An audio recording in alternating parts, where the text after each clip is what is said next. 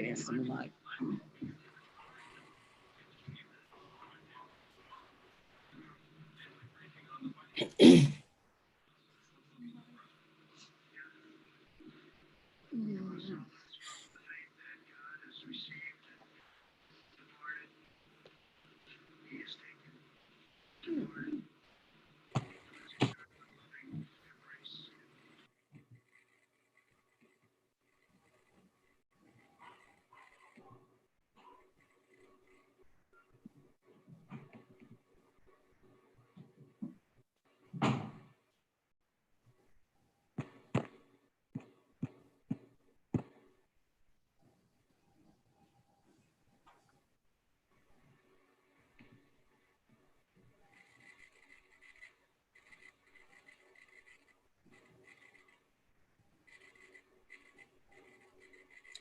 All right. So good evening, and thank you to everyone who's joined us on this evening. This is going to be a very informative time as we gather to really have a discussion and connect and share information around how we are bridging the gaps for during the COVID-19 global pandemic. And so I've invited and some great panelists to be with us on this evening. They were gracious enough to all say yes. And so I just wanted to start with some general comments or kind of like welcome everyone. Thank you all for joining us. Those who have joined by Facebook, by YouTube. We also have people who have dialed in to join us as well as joining us through Zoom. So thank you to everyone for taking time to be a part of our first virtual town hall and connecting with you in this way. I want to just kind of give some updates and say where we are as a city and kind of our journey here and what I feel really there are probably a lot of questions about now from a medical perspective. And we started sheltering in place by local state of emergency order on March 25th of this year. And to the governor's now executive order, we will be in this phase for a sheltering in place, staying home and saving lives through at least April 30th. Our parks and playgrounds, recreation center, city buildings all remain closed, and we are still in a posture where we have suspended connection of utility services during this time. From a humanity perspective and from the spread of disease perspective, we're now 5 weeks into sheltering in place, and the COVID-19 disease continues to spread. The number of cases are literally increasing daily. And as of noon today, we are at, in Fulton County, 1,929 cases, 63 deaths within Fulton County. For Georgia overall, 15,669 cases with 587 deaths. And when we look at our country as a whole, as of today at noon, we had 641,166 people who are going through this COVID-19 disease experience and 31,590 deaths. So a lot of lives are being lost. A lot of loved ones are gone.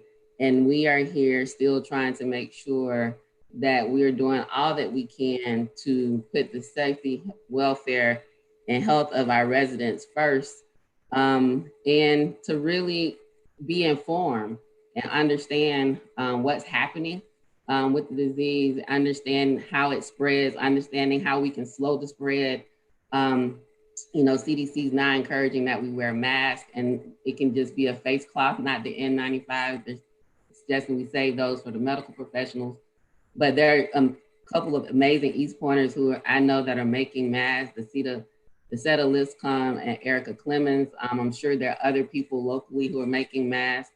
And then my daughter we posted a video yesterday. She made a mask out of a bandana, right? And so we've shared as well the WellStar flyer that teaches you how to make your own face cloth. But when you're out in the public around others, Those things are extremely important.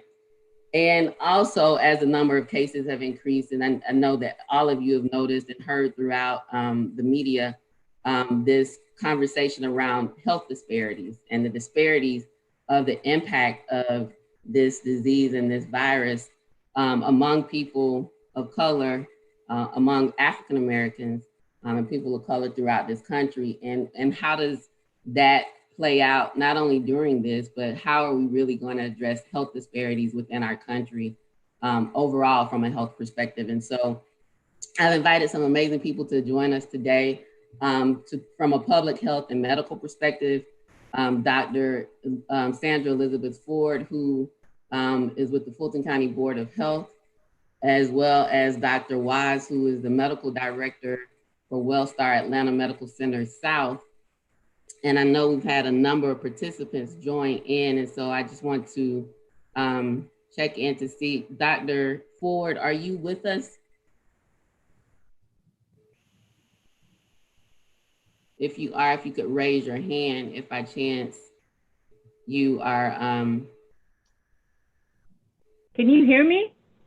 I can hear you now, Dr. Ford. Yes. Oh, okay. Yeah, I've been on for quite a while. I'm just trying to. Great. I'm glad you're able. I know you're extremely busy, and you have been on the front lines and at the front of this work from a public health perspective, issuing declaration for residents in Fulton County to shelter in place and taking actions in line with medical experts around how we should be responding and how we can best protect ourselves. So I want to turn it over to you. I did listen to the update that you gave to the commission, Fulton County Board of Commission on last evening.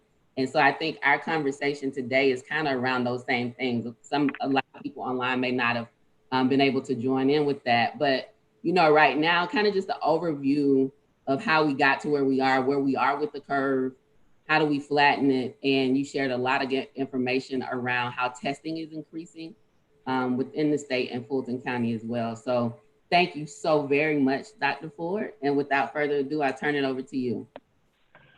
Great, thank you so much.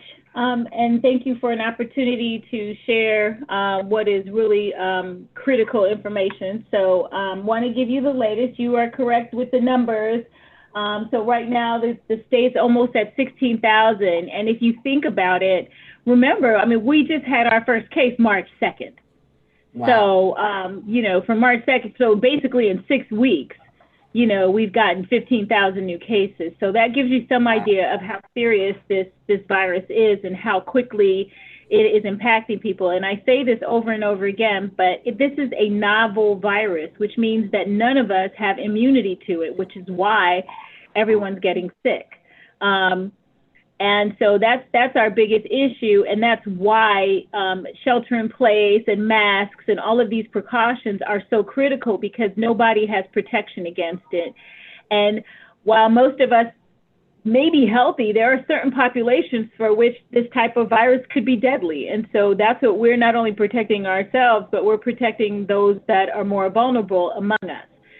So Fulton County, unfortunately, remains top 1, top 2, depending on which day it is. Dougherty County seems to be getting they're more than their fair share of cases, but Fulton right now, Fulton is number 1 in the number of cases, but Dougherty County is number 1 in the number of deaths. A lot of that has to do with failure to comply with what I call physical distancing restrictions. Social distancing, to me, is a strong word, because that's really, we're trying to manage social constructs and social connects without being physically close. And that's why I say physical distance, because we're still trying to promote connection with people through social media and other means, because mental health issues are also a big component of all of this isolation. So what we don't want is people to be socially distant. We just want them to be physically distant. So, part of what is of concerning, and I have done probably more media in the last 72 hours than I've done my whole 15 years in DeKalb, between talking about the nursing home and the disparities, the health disparities, and they're actually interrelated, honestly, because what we have discovered throughout the nation is that people of color, and particularly Black people, are overrepresented in the number of COVID-19 cases. And while Georgia has not been collecting data from the onset of our discovery of COVID-19 in Georgia, we have been collecting data of late. And Fulton and DeKalb were pulling their own data for a few weeks before the state started pulling data. And so what we are seeing is an overabundance, and it's pretty dramatic. And the numbers I gave yesterday, because I don't ask them for this every single day because it is very labor intensive for staff to do this on their own. But what we have for Fulton County specifically, because the numbers we have from the state are the entire state of Georgia, but Fulton is trying to pull out their own specific data. So what we had yesterday was we had 1,838 total cases yesterday of COVID-19. Of those 1,838, 1,144 did not contain racial information. And so we're operating with a pretty small number of about 700 people. But even among that 700, 492 were Black. That came out to 56%. White, 169, so 19%. So you're basically talking about almost 3-to-1, Black to white, of predominance of COVID-19 in Fulton County. Hispanics 2%, Asian 3%. So you're seeing, a predominance of this disease in a, population that is, yes, we have a strong Black population, but I would not say it was 56%. So you're seeing an overrepresentation. And there's been a lot of discussion nationally and locally about why that is.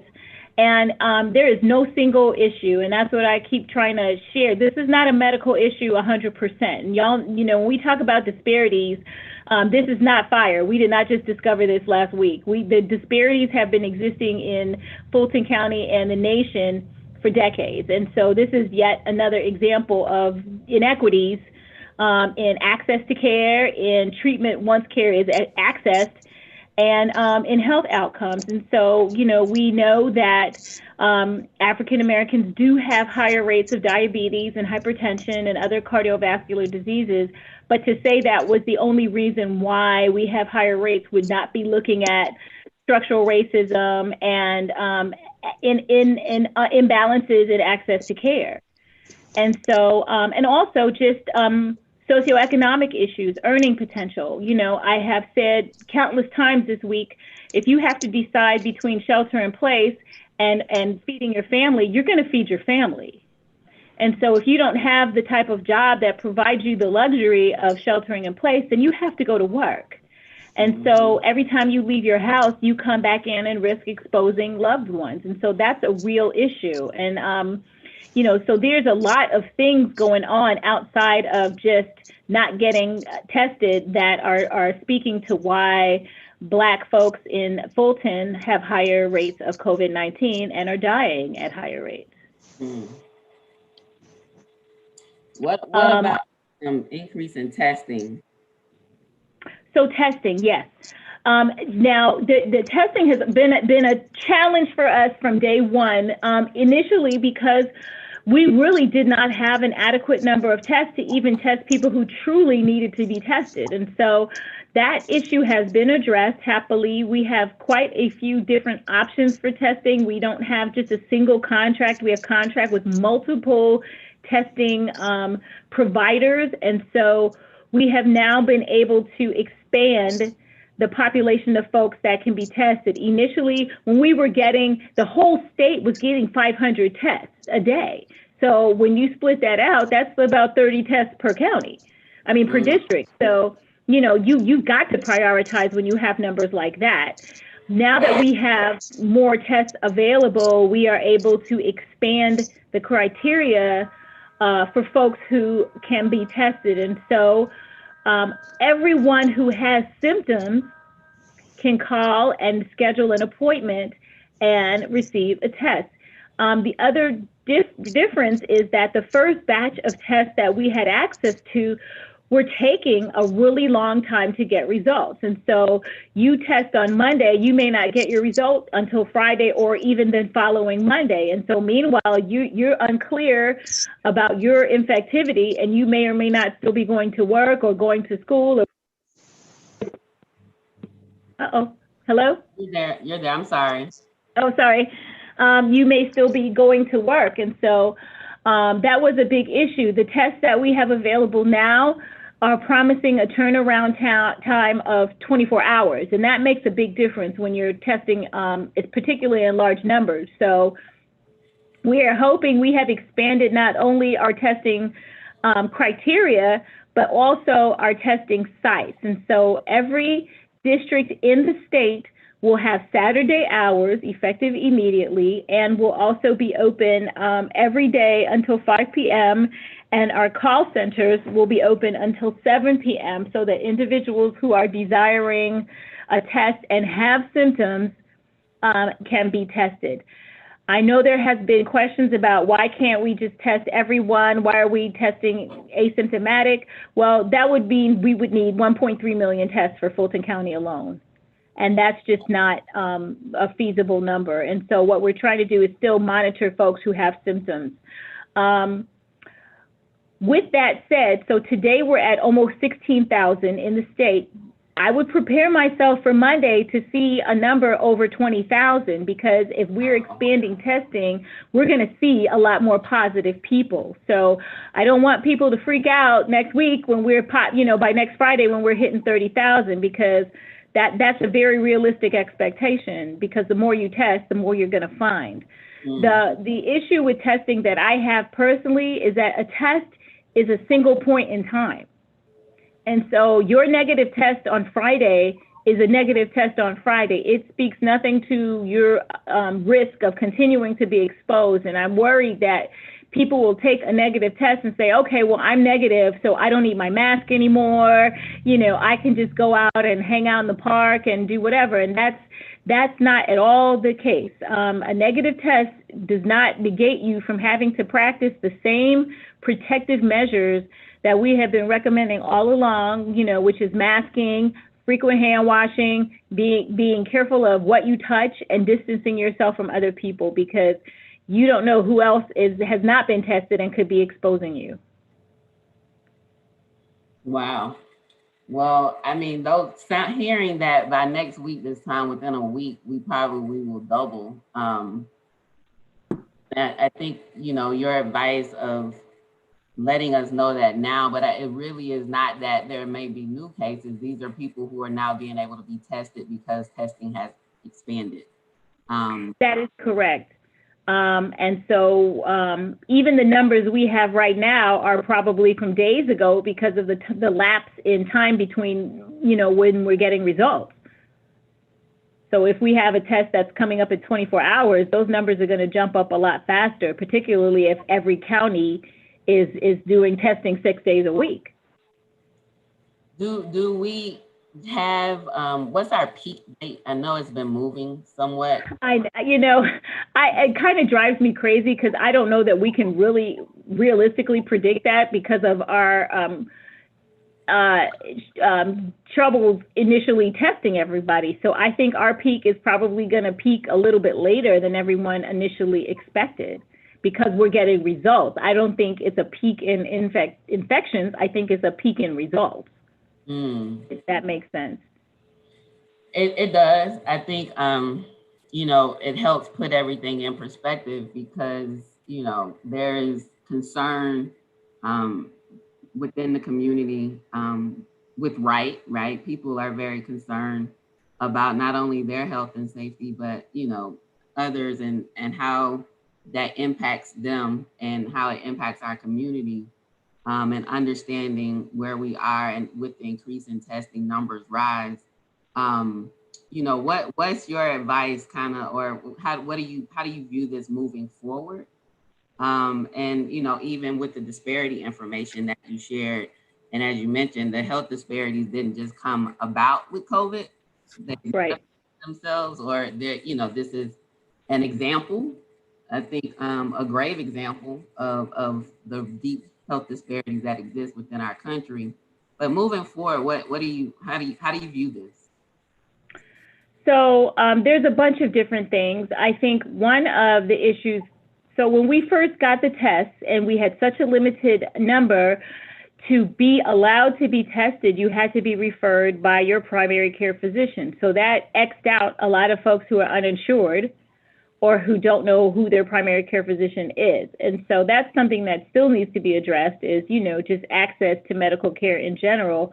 But I'm going to say, just from just a basic point, it infuriates me when I see posted on Facebook and Instagram, people still gathering and partying like they haven't got a care in the world. That's us. That's not the disease. That's us being just, willful and thinking that we're invincible. So there has to be a certain level of personal responsibility. So, I mean, we're trying to provide as much information about how dangerous this disease is, and then to still see people out partying and gathering and barbecuing for Easter like it's a regular Sunday, it just makes me shake my head. And so at some point, people have to listen to what's happening and pay attention. I mean, people are dropping very dramatically, and I don't understand why people are not heeding the warnings. I mentioned yesterday a very practical thing to do is just to make sure that we have mask dispensaries available in a lot of different places, because what I said yesterday when I was shopping, it amazed me the two populations that were least likely to have a mask on were senior citizens and Black folks. And I just couldn't understand that. And so I'm wondering if they just don't have access to masks, because I know when I go to the store, I can't find any. And so maybe that's a practical thing we can do, is make sure that people have access to masks when they are shopping. But I just want to be sure that if we do that, that there's receptacles to collect them, because I've seen in a lot of places, people are just throwing stuff on the ground, gloves and masks, and that's an infection control issue all its own. So, some kind of place where you could put your mask, and then when you're done with it, you discard it. I think that's a practical way that we can help a lot of people, particularly since there still seems to be shortages, in general communities of masks. And so as we close with you, I know you said it earlier, but in the event that some people just recently joined us, if you could just kind of share the 1, 2, 3 of expansion of testing in the county and how you can be tested either through the public health department or through a healthcare provider.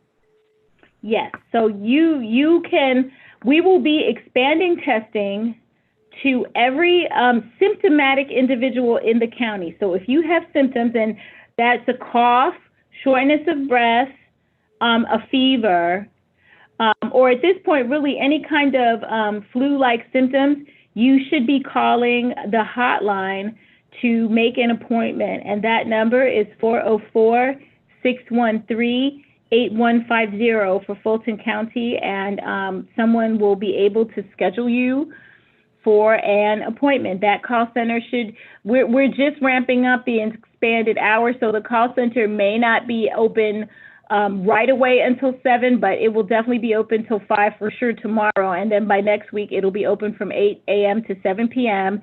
And then testing will be Monday through Friday till 5, and then Saturday until noon, I believe. And now let me confirm that Saturday date. But yeah, and all of that is available on our Fulton County Board of Health website. But that number is critical, 613-8150, 404.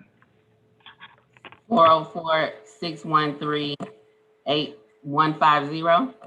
Yes. And that's the Fulton County hotline. That is the hotline it's a call center, so it will answer your questions about COVID if you're concerned about, is this a symptom I should worry about or not? Because here's the other challenge for us, it's allergy season. So a lot of this coughing and sneezing that folks are doing is allergy related and not necessarily COVID-19, but it's worth it to at least talk with somebody and get a sense of whether or not, you need to be tested. So that number will provide advice and also allow you to be scheduled for a test. And the test is by appointment only, so you'll still have to be scheduled, but we have plenty of tests, and we will be expanding testing sites as well. So our intent is to have a testing opportunity in the northern part of Fulton and a testing opportunity in the southern part, because your county is huge. And so that's another challenge for us, is finding something, that's geographically friendly enough for everybody. Right. And so I thank you so much, Dr. Ford. And we're gonna go to Dr. Wise and then open it up for questions and answers, because I know you guys may have to get off and continue to make sure you are serving in our healthcare industry. So I've posted the hotline number on the screen. I thank you so much, Dr. Ford. And as you talked about the hotline for being able to call and get a test by appointment, I want to transition to Dr. Wise, who's the medical director at WellStar Atlanta Medical Center South, to talk about kind of where we are at the WellStar Atlanta Medical Center, which is on Cleveland Avenue in the city of East Point. It is the only hospital south of Atlanta in South Fulton County. And so I asked Dr. Wise to join us today to kind of just talk briefly about the response and the preparation and response at WellStar, but more importantly, the expansion of testing at that site as well. And as Dr. Wise is sharing with us, if you have questions related to something that Dr. Ford or Dr. Wise shares, or just related to public health or the medical field, go ahead and type them in the chat box. And so once Dr. Wise shares with us, we'll then go into a brief Q&A. So without further ado, Dr. Wise, happy to have you join us this evening from the great WellStar Atlanta Medical Center South, the great city of East Point. So I'm going to turn it over to you for you to share with us. Good. Thank you, Your Honor, and Dr. Ford. That was well put. I think that we kind of reiterated the last time we kind of got together. She reiterated some important points that we've discussed about 10 days ago, actually. I think the last time we met.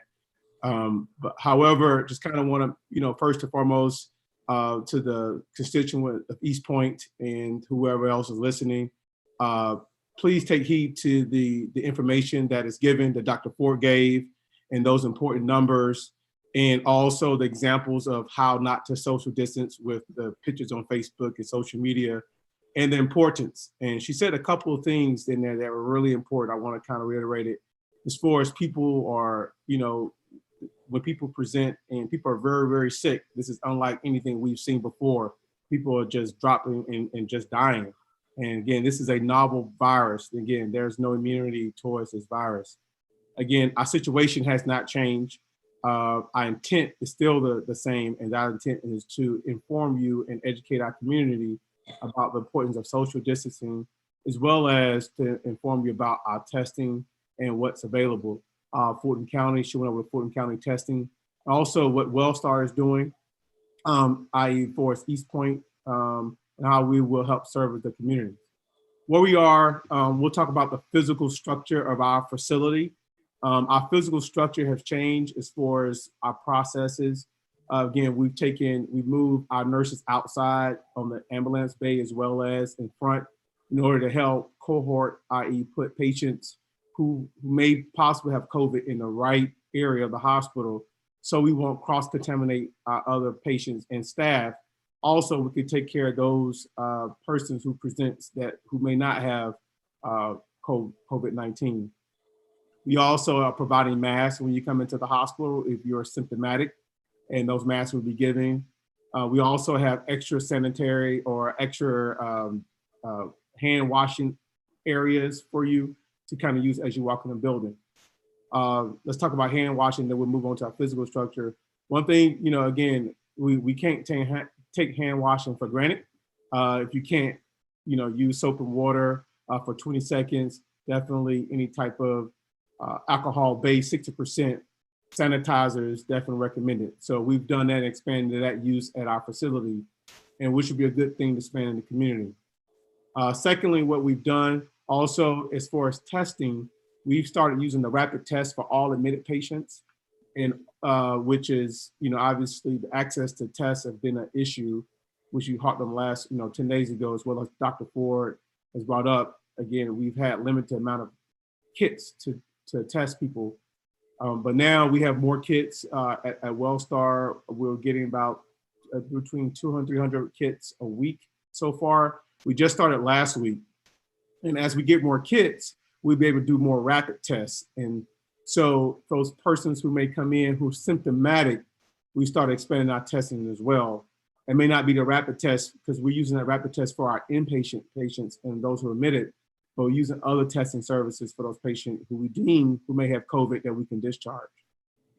Secondly, again, we still have our hotline, the Wellstar hotline. Again, I don't think I gave it to you last time, but it was 770-956-STAR. 770-956-STAR was our hotline that we are using with the Wellstar system. And lastly, we have a telehealth service that we're offering for those persons who may be symptomatic. And if you're being discharged, we'll give you access to our telehealth service. And again, which is covered by most insurance. And I don't know the price out of pocket. But however, what we're doing is it will be a follow-up to our COVID-19 patients.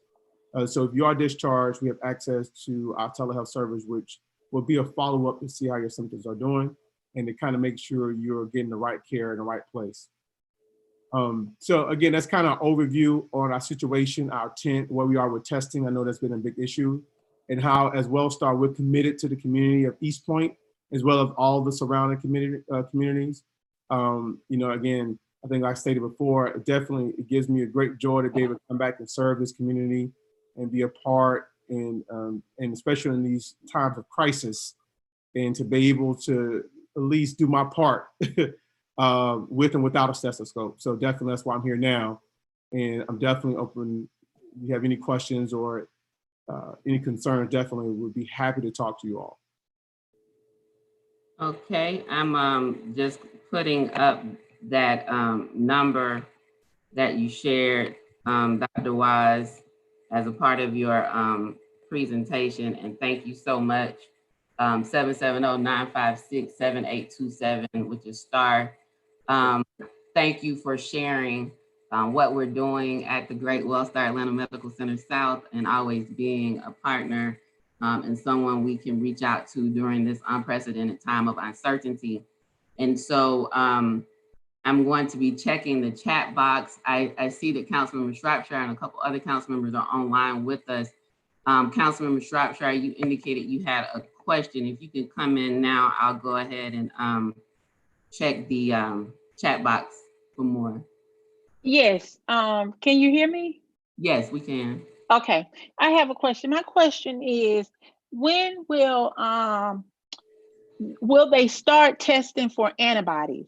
So will any of the residents, can they get tested for that? Is that something that you all have started? Are you considering? So there are many different tests with the Abbott test versus what the public health tests are doing, who actually looking for the COVID-19 test itself.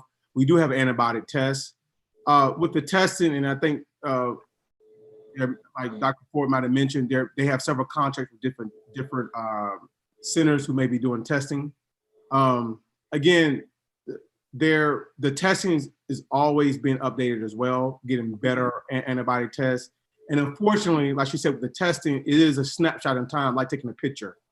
Again, that it's not a fluid type of thing. So just because you may be negative then, that means you need to stop doing the things with social distance. So we do have ability to do an antibody test, and we have several different contracts we have.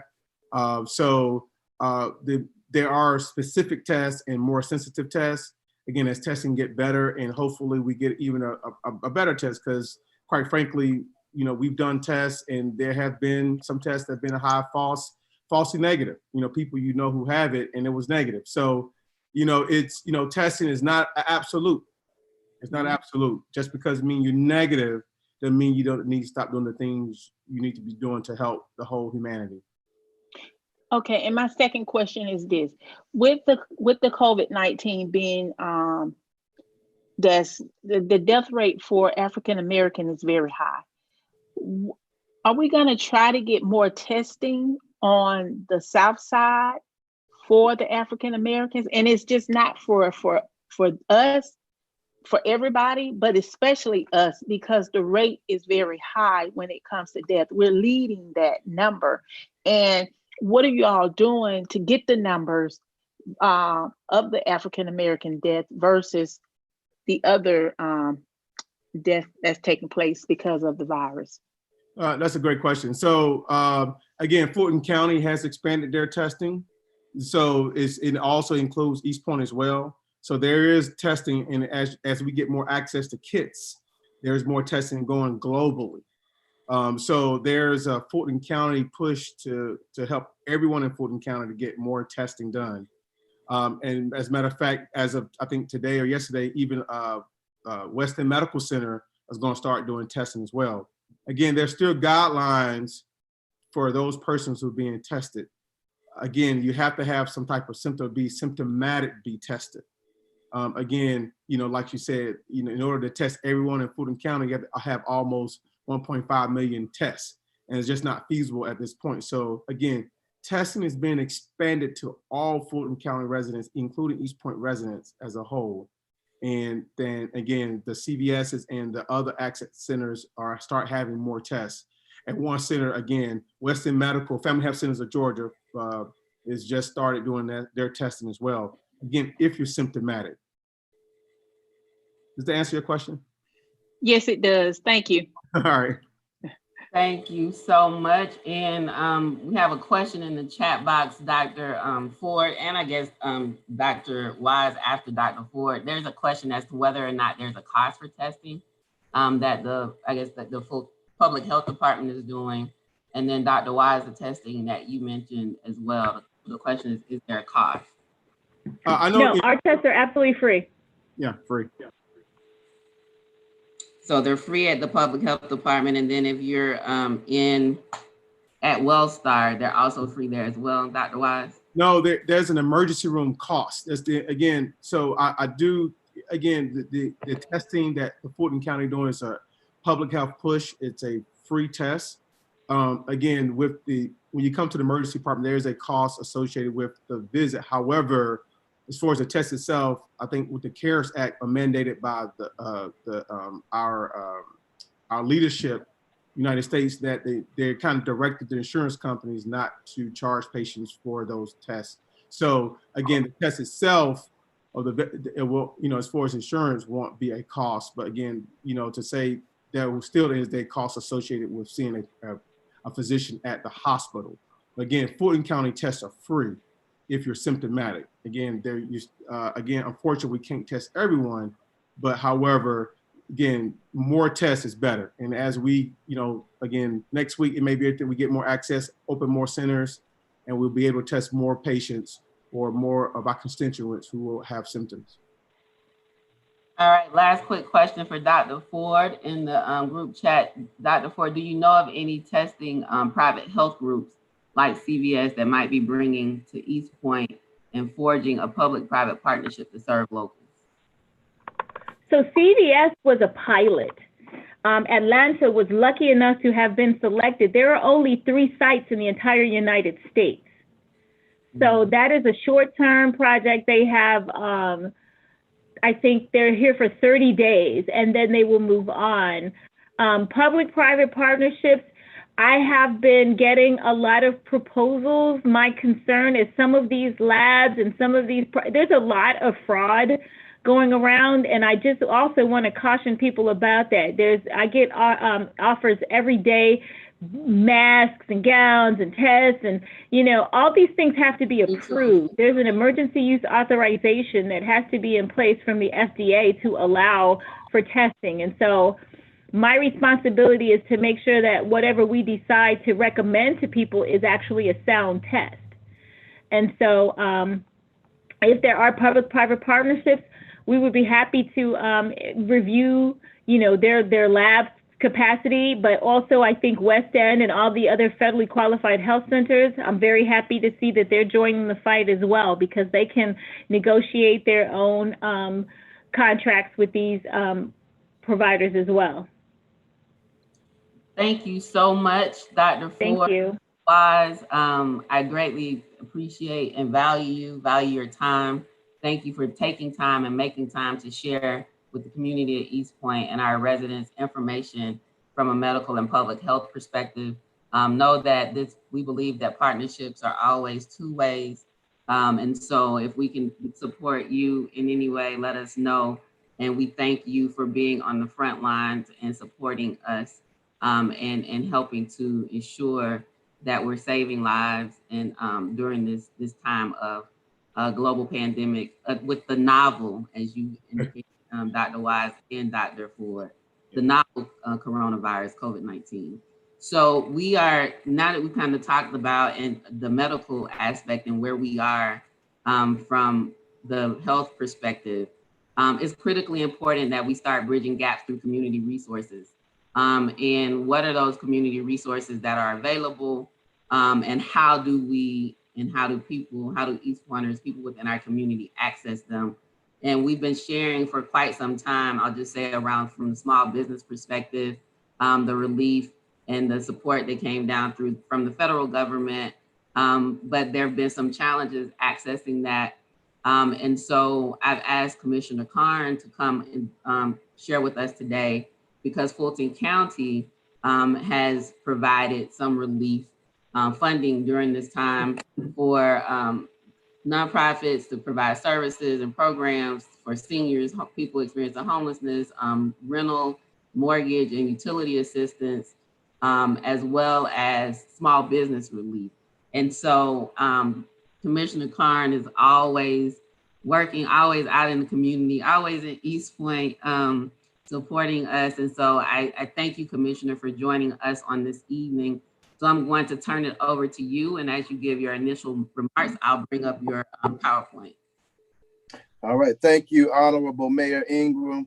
Doing a great job in East Point. Hi, all. Hope all is well. I am Joe Karn. I'm your Fulton County Commissioner. I was raised in East Point, by the way. So proud to be on the call. Native East Pointer, right? That's right. I'm a native. Amen. And right around the corner, next door in College Park right now. So Fulton County has hit the ground running with this coronavirus pandemic. Obviously, no county or city was expecting this, but we are prepared. If we, let's see, I think we're pulling up the slides here. As you all know, that's my office information if anyone needs to reach out to me. I'm not very hard to reach. First thing, Fulton County on the 1st of April approved over $10 million for COVID-19 relief. This was a unanimous decision. The focus are for senior services, small business loans, and homelessness. So those are the priorities there. If we can go to the next slide here so people can see a bit of a breakdown. So far, out of the $10 million, $6.6 million has been spent so far. We have about $3.3 million left. We have $1.2 million for meals for seniors. So City of East Point, other organizations, if you're interested, you can apply for this money as late as tomorrow at 5 p.m. by going on the Fulton County website. Cities, however, can ask directly and put in requests to the county manager's office for requests for funding. If it's meals for seniors, generally, and anything to help flatten the curve, there's a good chance that you may be able to receive some funding. Homelessness is a big issue, obviously, countywide, East Point, and every other city within Fulton County. Economic development is also a big deal. So if we can go to the next slide real quickly, we're going to run through this. We have nonprofit organizations that are going to be receiving economic assistance. On the next page, you can see some of these organizations. If we can flip. Some of these organizations we're familiar with: Antioch Urban, QLS, which is off of Cascade, the Fulton County Community Action Authority, which serves for rent and utility assistance. They have money available for rent and utility assistance right now, first come, first serve.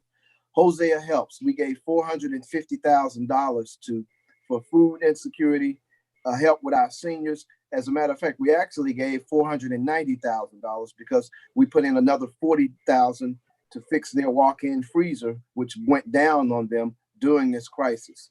National Church Residences, $250,000. Piccadilly Cafeteria Restaurants, over $200,000. There are several other organizations that received help as well. Homeless services, travelers aid. This is what we're spending for isolation beds for COVID-19 patients that have the disease, that have been confirmed to have the disease. We're also spending $1.5 million for tests for homeless individuals. This 1.5 million are for tests with Mercy Care and other organizations for homeless testing. If you look at our next slide, you can see some of our homeless service partners that we have already given money to on our next page here. Our homeless service partners include these. These are Metro Atlanta, most of them south of I-20. So we are serving those most in need, and we have given these payments out so far, and we have more to give out. So I wanted to make it my business that we were giving money out right now without the red tape, so that this money could be in the hands of residents and citizens that need it the most. Two of our big partners on the next page, you may be familiar with, if we go to the next page here, are Hosea Helps, Fulton County Community Action Authority, of course, again, rental assistance and utility bill assistance. You can call FACA. They have money available right now. Hosea Helps has rent, utility assistance, and food. We've done several food drives with Hosea Helps thus far. Going to the next slide, one of our big contributors, sponsors Mercy Care. They're handling the homeless testing.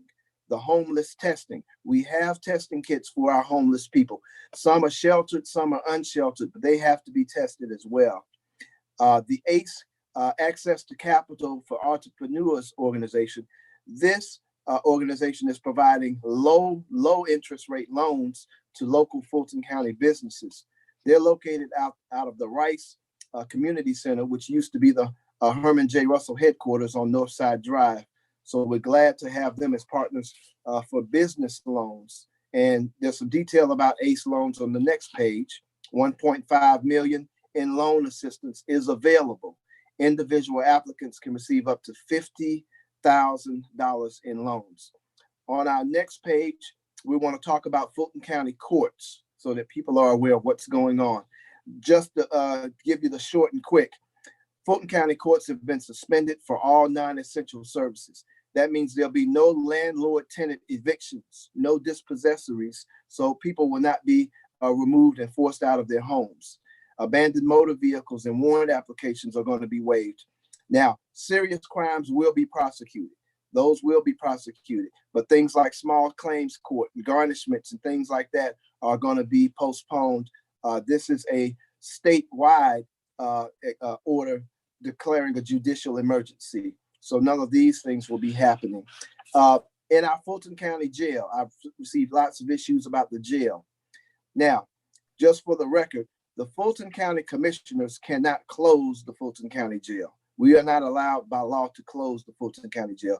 The truth of the matter is, no jails can close. Jails go on and they have to continue regardless of what's going on, natural disaster, earthquake, you name it. Jails generally do not close. Now, there's also been requests of us to release prisoners out of the jail. The commissioners alone cannot do that. However, I've been partnering with the district attorney and the Fulton County sheriffs, and we're going to be releasing about 400 inmates. These are nonviolent inmates that we will be releasing. We had to secure our funding for electronic monitoring for those inmates. Again, these are nonviolent inmates.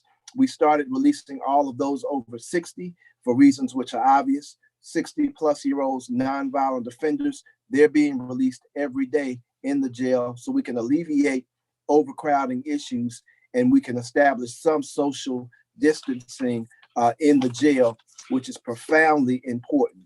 Our seniors, and we can turn to my last page and I'll be wrapping up. For any information, you can go to our Fulton County website. As Dr. Ford mentioned, our hotline number for Fulton County's Board of Health, 404-613-8150. Now, our seniors who are already excluded too much for public life, in my opinion, are now being asked to distance themselves even further, which deepens some of the issues we have, deepens the loneliness. My staff has been calling hundreds of our seniors every day with welfare checks, checking in on them to make sure they're doing okay, making sure that they have any needs to be fulfilled. We are working on additional testing sites for coronavirus. One will be in South Fulton. Scratch that. That will make 2 in South Fulton, because the only drive-through site for Fulton County is in District 6 on Fulton Industrial Boulevard. The second site, the CVS site, is in downtown Atlanta, but we will have a site that we would be establishing in South Fulton. So we want to make sure that is a priority. Our senior care facilities, there's a huge outbreak in senior care facilities all over the United States. And that is something that's just happening as the nature of this pandemic unfolds, unfortunately. We look at a lot of information, and I have found that almost 50% of COVID-19 fatalities across the United States, about 50% of them are in assisted living facilities. So just so you realize the scope of the matter, almost 50% of all fatalities nationwide are in our assisted living facilities. And unfortunately, it's a pretty gruesome fact of life right now, but we're working with our state partners, we're working together, and we are providing as many services and as much funding as possible. So we want you all to be informed and let you know what is going on. We're supporting East Point 100% and backing up Mayor Ingram and the council to the fullest to make sure every citizen is taken care of, and we don't want to leave any citizen behind whatsoever. So Mayor, that's all I have, unless there are any questions.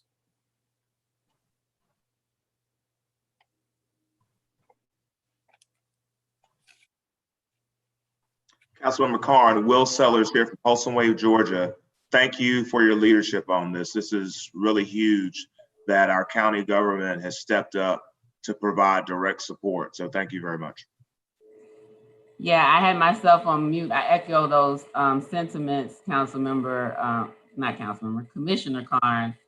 Thank you so much for making time this evening. And so for the community resources component of our town hall, we also have Vanessa Russell from United Way. We have Kyle Way with the Atlanta Community Food Bank, Will Sellers from Folsom Wave, Georgia, and Sanjay Patel and Jonathan from the Soccer in the Street. So what we're gonna do is go through all of our panelists or all of our participants for the community resources portion, and then we'll open it up for questions at that point. So it's probably another 15 minutes or so. And then we again will take questions from the chat box. I see a lot of people who have video enabled as well. And so if you can type in the chat box any questions that you might have, we will pull them from there. But at this point, I'm going to introduce Vanessa Russell, who's with United Way. And just like Commissioner Carn mentioned, there are a number of organizations that are providing supports and services throughout the community and helping. And so United Way and the Community Foundation have teamed up to provide a funding, a recovery fund, I would say, for the COVID-19. And so I've invited Vanessa Russell to join us. She's been really instrumental with us in our food support within the city of East Point. And so I'd like for her to share what United Way of Greater Atlanta and the Community Foundation are doing as it relates to providing some resources or funding for resources to support our not only residents at East Point, but residents throughout this county. Opportunity to be here and to share information. On March 17th, United Way of Greater Atlanta, in conjunction with the, oops, let me see, I think I'm muted. Okay, can you hear me? Yes, I can hear you. Okay, all right. Well, on March 17th, United Way and the Community Foundation of Greater Atlanta partnered to begin the Response and Recovery Fund. The purpose of the fund is to provide resources to organizations across the areas that we serve, 23 counties, including the 10 served by the Community Foundation to help those communities that may be disproportionately impacted by the virus.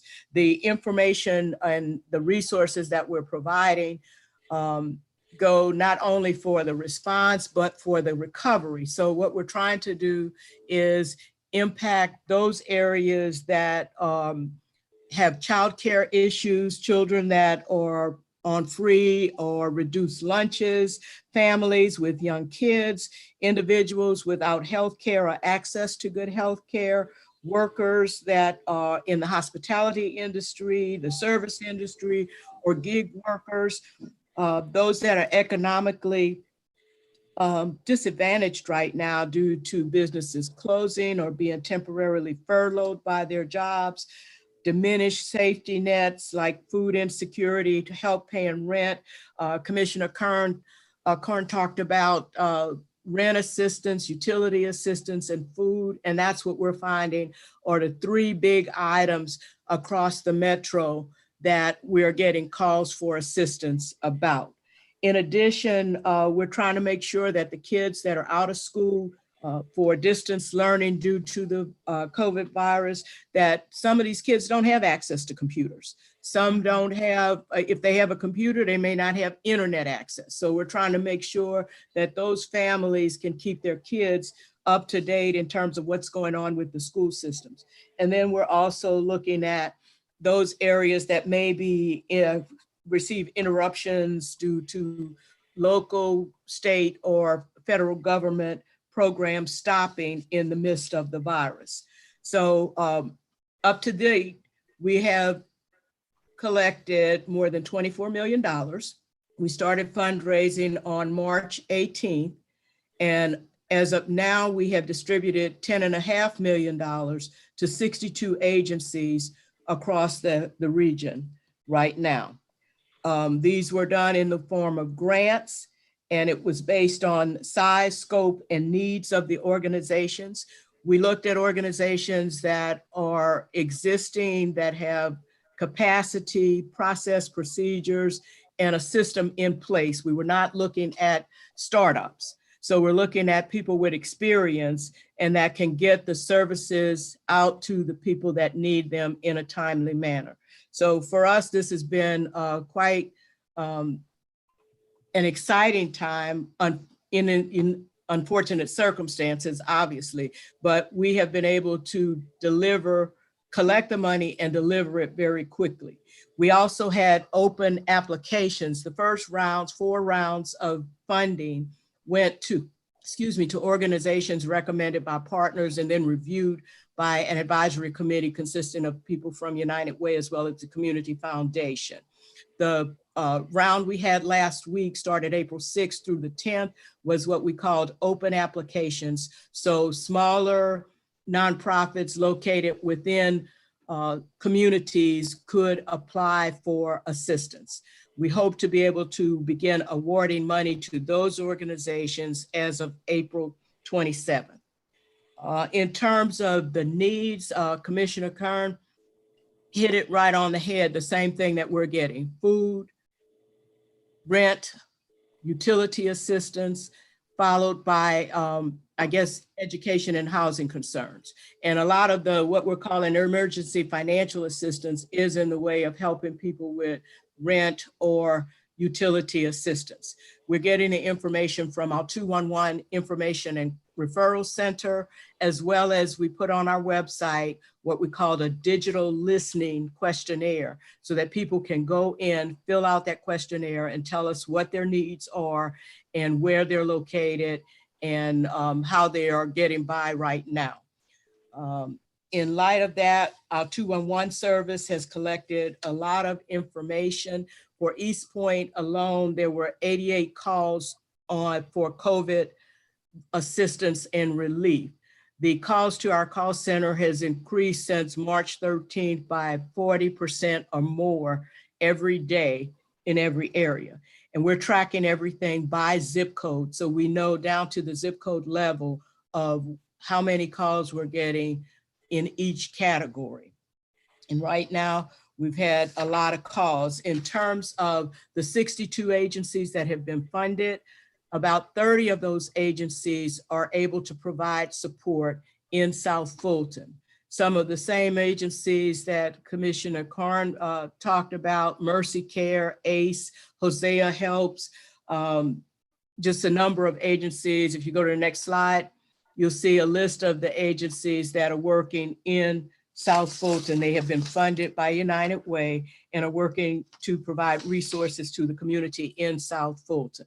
In addition, our 211 Center is the best source for reaching out for assistance.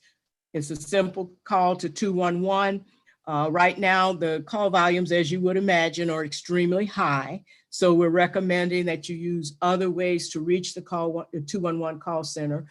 You can chat with them, you can email them. There's a mobile app for 211. You can text them. So there are many ways to reach out to the 211 community to let them know what your needs are. In addition to that, the organizations on the screen right now have been funded through the Response and Recovery Fund, and you can reach out to them for direct assistance as well.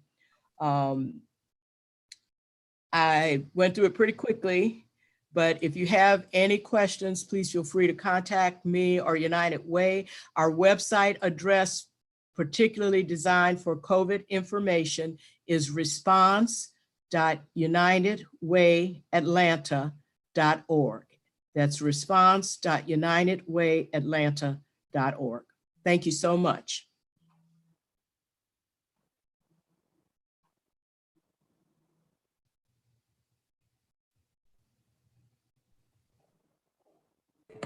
Thank you, Ms. Russell. And I paused here on the 211 slide for more information and the fundraising efforts, but not only that, the actual getting the funds out to organizations that are truly being helpful and impactful and meeting needs of residents at this time is greatly appreciated. We're glad to have United Way as a partner and good friend of the city of East Point, and one of the organizations that is reflected on your funded screen is the Atlanta Community Food Bank, which is now headquartered in the great city of East Point. And so I'm going to bring on at this point Mr. Kyle Wade, who is the executive director of the Atlanta Community Food Bank, located here in the great city of East Point, where there's no point like East Point, as well as organizations that receives funding from the United Way, but a lot of other organizations as well, and is being extremely impactful in ending hunger and helping us grow stronger. So without further ado, Mr. Kyle Wade, President and CEO of Atlanta Community Food Bank.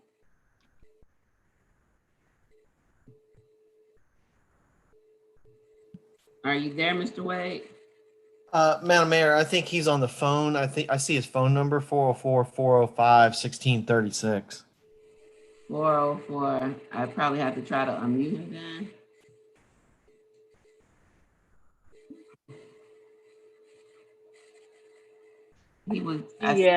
He's muted. 404-405-1636. Yeah, he's muted. Okay. Yes, ma'am. Okay, can you hear me now, Madam Mayor? I can. Thank you so much. Thank you. All right. Well, thank you. Thank you so much for having me, and please pardon the background noise. I'm actually in my car right now, driving home I just left the food bank here in the great city of East Point, and I'm just driving on my way home now. So really appreciate you and your leadership here in the city. I know you identified early on in this crisis the need to really increase access to food and how important that would be for the citizens of East Point, given all that was likely to happen economically as a result of this. And we've been thrilled to partner with you in our new city. We just moved into the building on March 2nd, which is about a week before the world exploded on us. And And we feel so fortunate that we were able to get that done with help from your staff at the city prior to the acceleration of the crisis in our community. So I also want to just express gratitude for the other people on the call who are working hard to provide resources to people who are impacted by this crisis. Its reach is just hard to describe, and we know we're kind of all in this together, and together, however, we can make a huge difference to get through this crisis and to emerge on the other side stronger than ever. I want to just share a few things about the way the food bank is approaching this, and what we see kind of coming in the months to come. So to start with, just to echo and not belabor what everybody's already said, the need for food assistance around the region that the food bank serves has really increased dramatically. You know, we serve 29 counties in Metro Atlanta and North Georgia, so our reach goes well beyond just the 5 core counties of the metro area. And across that region, there were already 750,000 people who needed food assistance in those 29 counties prior to the COVID crisis. We know now that that number has increased by at least 30%, probably more, and that there are probably more than 1 million people now in those 29 counties who are struggling to get enough food for their families, which is just a hard number to wrap your head around. We know it's affected a number of populations really significantly. Obviously, there are a lot of newly unemployed people. There are seniors who are homebound and are struggling to get the food that they need as they're afraid to leave their homes, given their increased vulnerability to the virus. We know that families with children who would normally be in school and getting food at school are really impacted right now. And we know, as was already discussed at the beginning of this conversation, that communities of color are disproportionately impacted by the virus and by the economic consequences of the disruptions in so many different industries.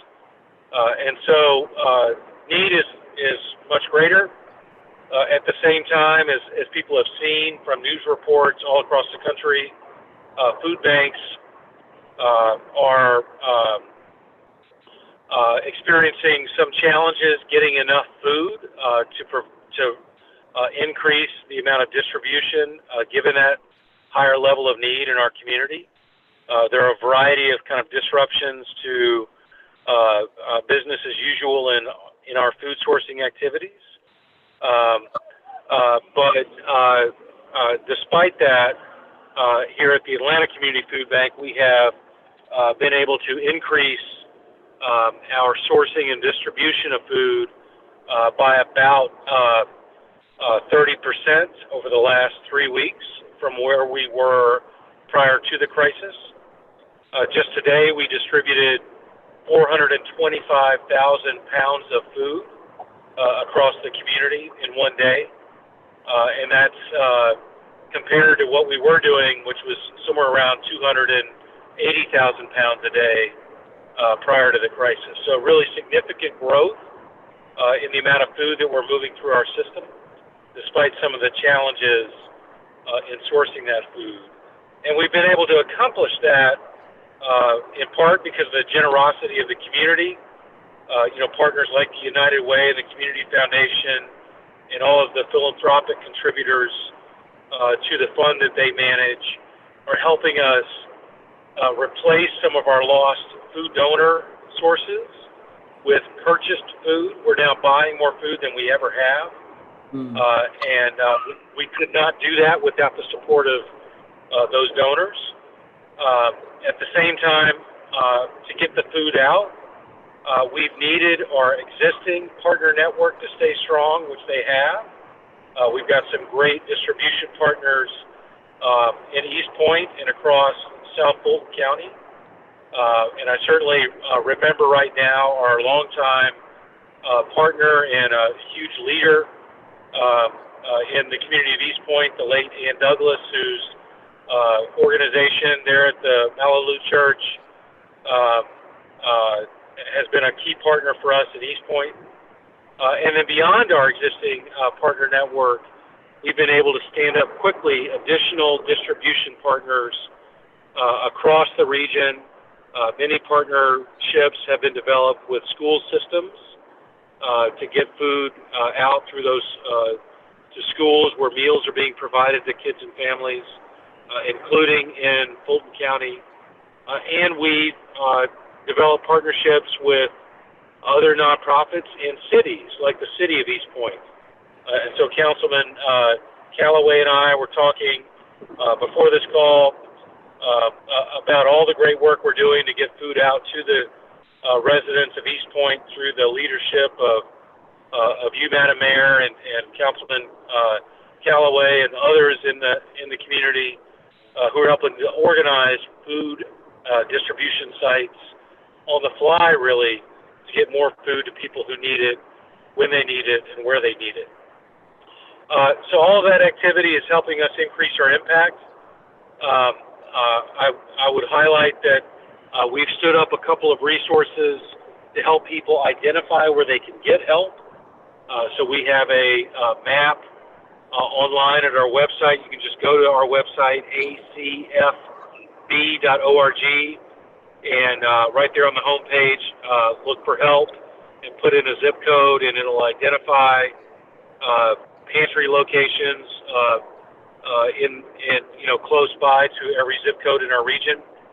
We also have a text for help system where people can text the word find food to the number 888-976-2232, or they can text the word comida to that same number for the same information in Spanish, and locate nearby food distribution sites.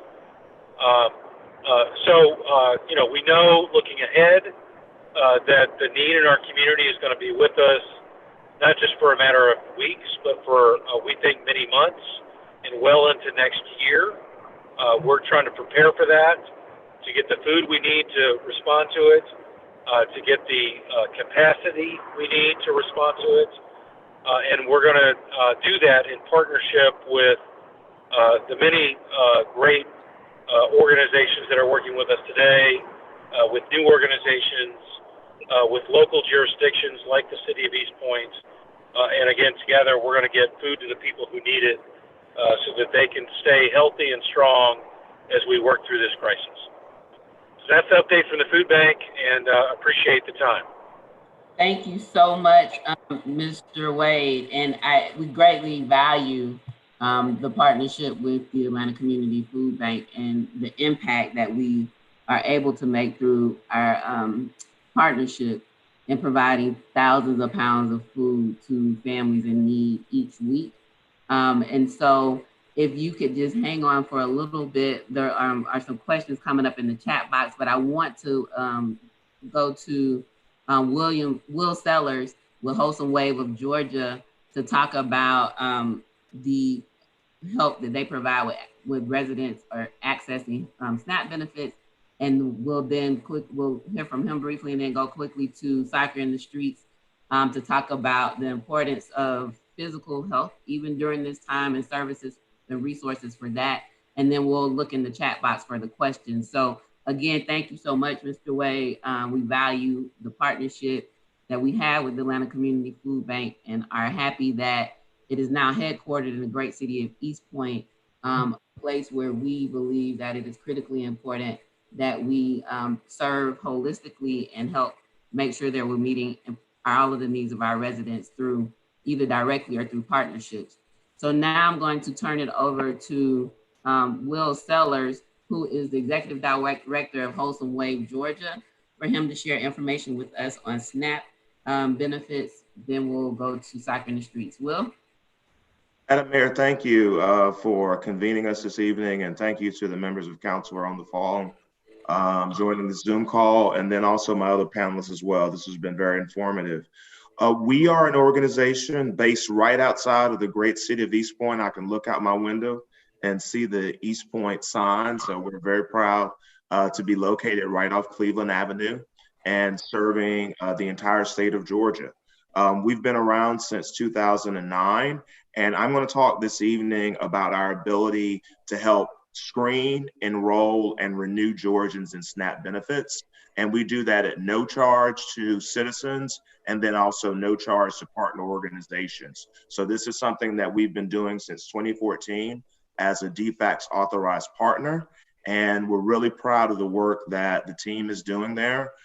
We have the ability for someone to call us on our phone number, and that number is 678-631-7101. 678-631-7101. And when anyone calls that number, they get a person immediately. So we're really fortunate that we have folks who can help walk through the SNAP enrollment process. Also, most people know this process as food stamps, registering for food stamps. So we have folks who man that line Monday through Friday, 9 a.m. to 5 p.m. And something that Kyle mentioned, and we agree with this very much, we believe we will continue to deal with the effects of the pandemic well after this year. So this is something that we've been doing and we've expanded. And we've targeted this especially to our hospitality workers. So our friends in the restaurant industry, folks who support us in the hotel industry, we've reached out to the Georgia Restaurant Association. We've reached out to the Georgia Hotel and Lodging Association. We've sent information directly to the Giving Kitchen so that those organizations can provide that information to member organizations and then also employees who've been displaced. We're really proud to do this work. We have right now a team of 3 who are answering calls from 9 a.m. to 5 p.m. Yesterday, we provided this information to the Tri-City areas as well. So we've been in contact with the city of East Point, the city of College Park, and then also residents from the city of Hateville as well. So since we are neighbors there in the Tri-City area, we've localized our individual outreach, but this is for our restaurant industry partners who we've put a special focus on. And just to give you all some stats here, if the city of Atlanta made up restaurant and hospitality workers, that would be approximately 60% of the city. So we have over 300,000 Metro Atlantans who are involved in the hospitality industry. And for those of you all who go to your favorite restaurant, go to some of your favorite attractions, we know that volume is down there and some of those restaurants have been closed. Those are hardworking Georgians who, through no fault of their own, find themselves dealing with the scope and scale of the pandemic, as Kyle just shared with us. We're really excited. If we can go to the next slide, I'd like to walk you all quickly through an infographic that we have. Number one, go to our website. We also have a link on our website to the Department of Family and Children's Services Georgia Gateway System.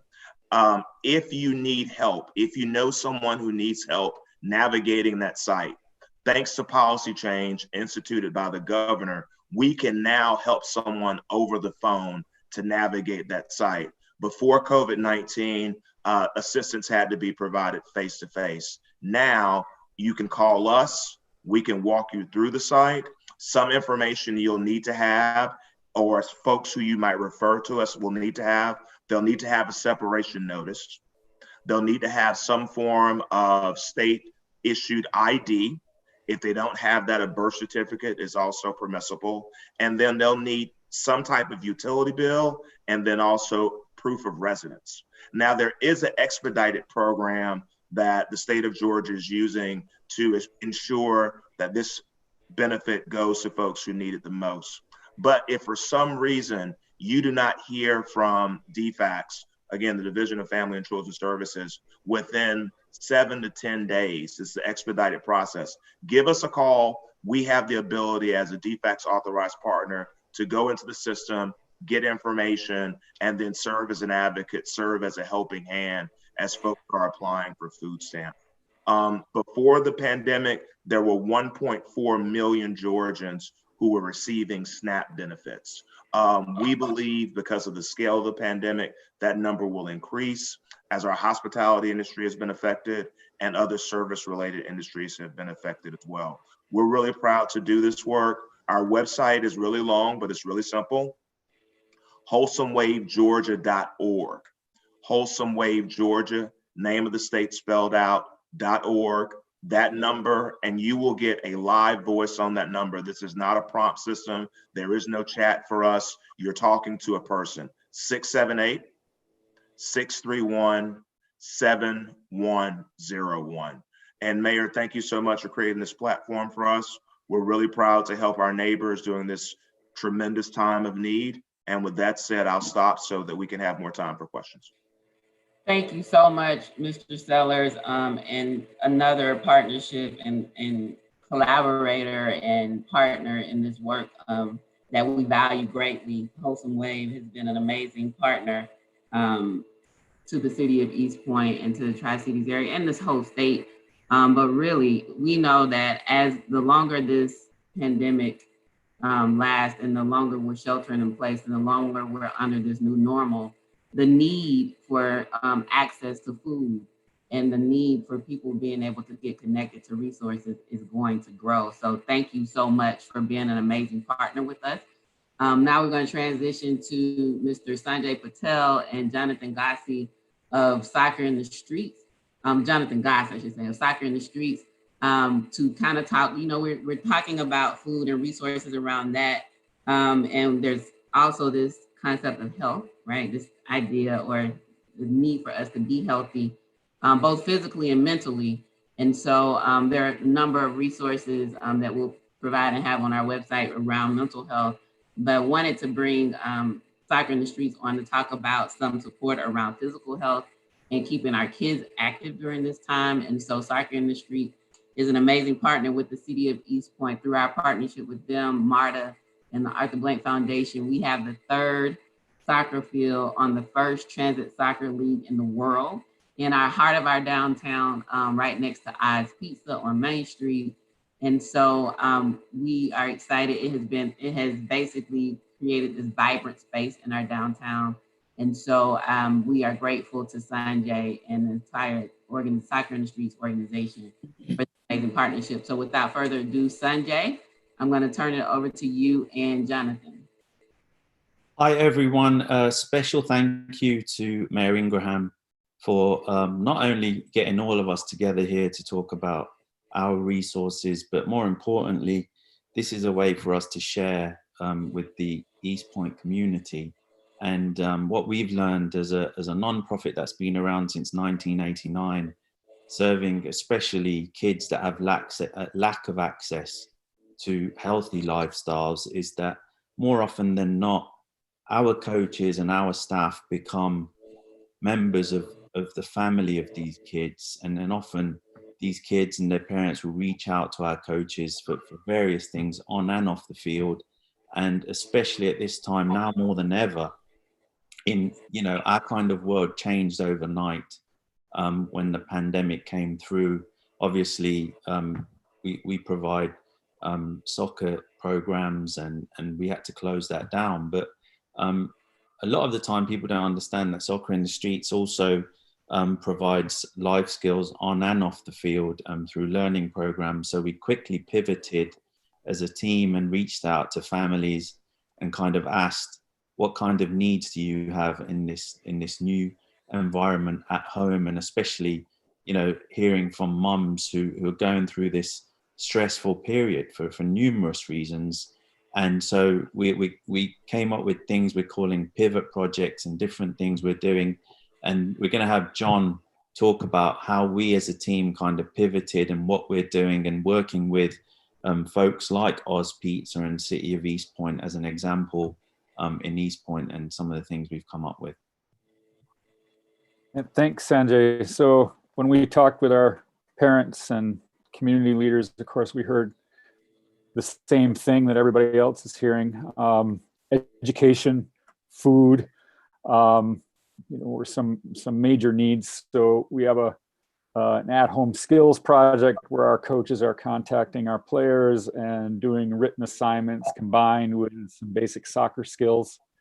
And that's really going well. But what I wanted to focus on right now is our Slices and Strikes project that we are piloting in East Point with Oz Pizza in the city.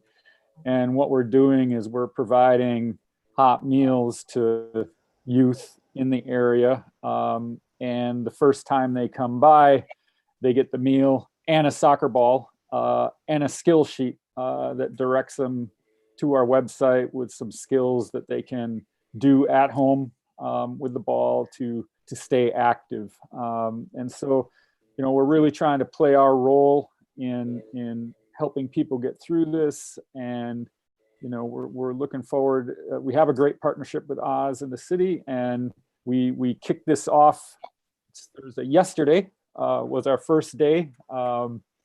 And we're hoping to ramp that up. And you'll see on the slide that's the registration link. If you want to pass that along to families that have youth who you think could most take advantage of this, they can go to our site there with that link and they can register. It will give them a pickup day. And they'll be able to choose one of 3 time windows on that day to pick up their pizza, because of course one of our challenges is to make sure that we're observing social distance or physical distancing guidelines and not having people come all together at one time. So we do have a bit of a registration process there to make sure it's spread out, but it went really well on Wednesday, and we'd hope that you would be able to pass that along to people who you think could benefit from that, because it's a good little project. And certainly there were parents who were excited to have their kids have something a little more to do around right now. So please pass it along. Thank you, Sanjay and Jonathan. We absolutely will. And I was excited when you reached out to us about this opportunity, because I felt like we've been focusing on for the last 4 weeks, just the shelter and staying at home, saving lives, and, only focusing on essential, going out for essential services. And then this whole concept of health is not only just mental, and it's physical as well. And how do we help ensure that our kids are actively engaged and during this time, but not only our kids, us as as we as adults and families as well. And so my husband and I and my daughter, we've started a family walk. We kind of walk around our neighborhood. We try to get it in at least every day, but definitely 3 to 4 times a week, right? But that is one of the things that is allowed under the shelter in place order, outdoor activity, and the importance for exercise and health in order to ensure that we remain as healthy as possible during this season of pandemic. And so I'm going to see if we have any questions in the chat box. For our presenters now, do we have anyone that has any questions? They're not in the chat box. If you want to raise your hand and ask a question, I can unmute you and allow you to do that as well. I know there's been a lot of sharing right now, so we just want to take a pause before we go into the final phase of our conversation tonight. We talked about the health and medical aspect of it, some community resources, and there are a whole lot more. Our City of East Point COVID page will be a place where we will be sharing that and sharing information around resources. But now we're going to go into civic engagement. And so, even during this time, as it becomes critically important to make sure that we are helping to meet the needs within our community. And you know, some people, and at this point, you know, people have different levels of comfort as to what their engagement looks like. I think there was one question for you, Will. How long does it take to process the SNAP benefit application? What's the general turnaround time? I mean, we know that there's a pandemic going on right now, but I did just remember that question. Absolutely, Mayor. Thank you. So there's an expedited process right now, and the department has set a goal of 7 days. That's 7 calendar days, not 7 business days. But each case is different. Each case is unique. The team that we have can walk you through your specific case and provide a lot of guidance. They have a lot of experience with this work. Again, we've been doing it since 2014. And so just call that number, 678-631-7101, starting at 9 a.m. tomorrow, ending at 5 p.m. tomorrow. And one of our team members will be happy to walk you through the process. Now, there is a great deal of volume, but we're willing to help and be a resource. So please call us. Again, the goal is 7 days for expedited cases, but we believe the reasonable time frame is probably something like 10 calendar days. Thank you so much. And so again, that segues into what we want to talk about first from a civic engagement perspective or opportunity. Hold on, I think we have a couple more questions maybe that have popped up in the chat box. Let's see, just got a notification. Is that the same if they mail in the applications or fax? That's a great question. Right now, all the applications are online.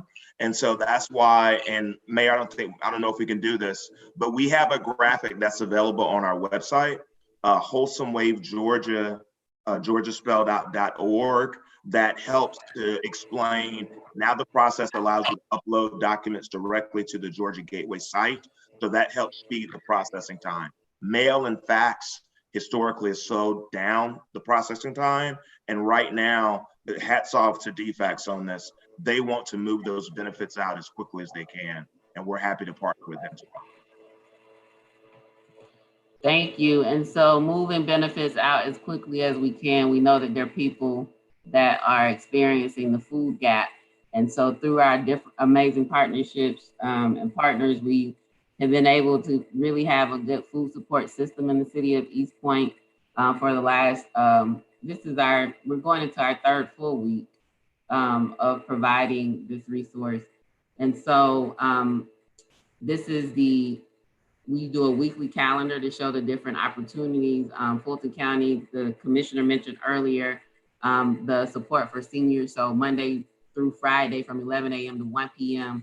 They're at the Bowden Center, and there are 3 other senior centers throughout the county, but here locally in the Bowden Center, they're providing a meal for seniors. They have about 150 meals per day, and so they serve them until they're gone. Little Linguist International Preschool has a dinner club Monday through Friday from 4 to 6 p.m. Our partnership with the Food Bank, United Way, and our churches allows us to be able to have food distributions on Tuesdays and Thursdays at East Point local churches from 1 p.m. to 3 p.m. There's 1 church per ward. You see them listed at the bottom of the flyer. Ward A, East Point First Malibu United Methodist Church. Ward B, New Grant Chapel AME Church. Ward C, St. Stephen's Missionary Baptist Church. And Ward D, Chapel Hill Church in Atlanta.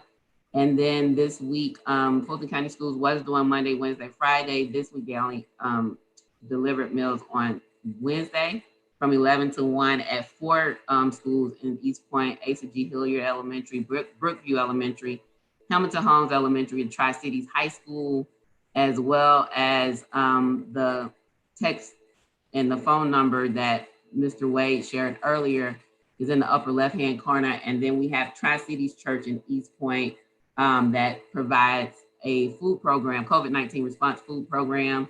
The hotline number is there. It's Monday through Wednesday, 9 a.m. to 6 p.m. But an appointment is required. So you have to call the number, schedule an appointment in order to receive groceries. So a number of different resources that are available. Also, Councilmember Renee and Councilmember Callaway have been doing a Ward B food bank, Unique Community Food Bank at New Grant Chapel on Thursdays from 1 to 3 p.m. That continues. I think Councilmember Renee started that like last summer, and Councilmember Robertson also had started a mobile market and delivery and distribution of food. And so I know Councilmember Callaway and I believe Councilmember Robertson are on at this point. I want to just give them an opportunity for Councilmember Callaway to share. He's really been working with coordinating the resources for us to be able to distribute the food, working with the food bank and some of our other local partners. And then Councilmember Robertson has, based on what he's been doing, he's able to kind of speak to the need that has come up, or like the number of people that have been reaching out to him, which will transition us into a resource request form that we now have on our website. So Councilmember Callaway, like about maybe 2 minutes or so, and then Councilmember Robertson, if you guys could just share. Yes, thank you, Madam Mayor, and I'll be extremely brief. I think Kyle Wade of the Atlanta Community Food Bank did a really good job of expressing the overall need for the state of Georgia. Just really quickly, East Point, we represent about 3% of the population in Fulton County, but we have about 5.1 to 5.2% of the individuals living at or below the poverty line in Fulton County. So we know that the need there has been an ongoing need, but we know that need is going to rise as through this pandemic. So about 2 weeks ago, we worked in conjunction with the Atlanta Community Food Bank, and we have stood up 4 partners. Those are our distribution partners, the churches that the mayor mentioned. What we do is on Mondays and Wednesdays, we receive about 10,000. Each of those days, we receive approximately 10,000 pounds of food on between 5 to 7 pallets. It comes into our Jefferson Park Rec Center, and then we've been using our Parks and Recs programming staff that was, running our sports leagues. As those have been shut down, we repurpose them, and that we take that food and we break it down into boxes that are deliverable to a family of 4, which will feed a family of 4 for 2 to 3 days. So when we started, and then we were able to get those boxes on a truck on Tuesday for a just-in-time delivery to our partners. So what that looks like is when we started this process, it was taking us about 60 to 70 hours to get that done. And we've actually climbed the efficiency curve to where we're looking at about 30 hours total of people power. We are looking at, it's approximately in conjunction with the 2,000 shelf-stable meals we're getting, is approximately 16,000 to 17,000 meals that we are providing weekly in the city of East Point. So right now, those meals are coming in, and what the items looks like is a really good balance. I'm sorry? Go ahead, I'm sorry. Okay, it's a really good balance. It's not just, shelf-stable carbs. We're using non-perishable, robust produce, similar to like cabbage, oranges, apples. Then there's also protein included. Sometimes that's like a beef ravioli, black beans. Has been some hot dogs. So there's a protein there along with noodles or rice or some sort of starch or carb. So we're seeing a really balanced food box go out. In addition to that, now that we've gotten our breakdown and distribution time down, we are looking to potentially, and talking to the food bank, from going 20,000 pounds a week to going up to 40,000 pounds a week. So we're looking to double our throughput. In addition to that, one of the issues they're having is they have a lot of partners, but many of them don't have refrigerator space for perishable items. So what we are looking at is we have a large refrigerated distribution facility in the city of East Point. It's 350,000 square feet. It's Americold. It's actually the distribution hub for Sprouts, but they're actually a source of food for the Atlanta Community Food Bank. So what we are trying to work out is potentially when they go to pick up pallets of food from that distribution facility, that they would be able to drop off, roll off the truck some perishable items, and then we would be able to hold those into cold storage and then pick them back up as we are doing our just-in-time distribution. So that is one potential possibility. The other one is Arden's Gardens. They have about 35,000 square feet of refrigerated warehouse space. They're a little more limited because they are certified kosher. So those are some options as we are looking to increase our throughput. We do have the capacity. We're looking to add more additional items that that other entities might not be able to handle by leveraging our partnerships with existing businesses within the city. So now that we've climbed that efficiency curve, and now we're going to try to make it a little more complicated, right? When it gets easier, we want to make it a little more complicated. Lastly, what I do want to talk about is, when we started this program, we were doing at those churches about 100 boxes for the families. We were seeing about 80% to 90% of those boxes being used, and then having to shift some of those off at the end of the day if anything was perishable. Through getting to know our clients better, we are now running at about 98% efficiency, meaning that we know which churches are most likely going to have a little bit of extra capacity and which ones are going to be at a little bit over capacity. So we've been able to communicate in a real-time manner through text and using technology to shift our client base to get it so that we can get demand in line with supply. And we're running, I think today we had 10 cases of squash was the only thing we had left over that we had to move back off site. So we're running at about a 98 to 99% efficiency rate. So we've really climbed the efficiency curve. We've really climbed the throughput curve. And as we look to move forward, we know we're committed for weeks, if not months, to this. So we are going to continue to be in talks with Atlanta Community Food Bank and see if we can't double our throughput, because we know demand right now, we are meeting some of the demand, but certainly not all of it. Thank you, Madam Mayor. Thank you so much, Councilmember Callaway. Councilmember Robertson, are you on with us?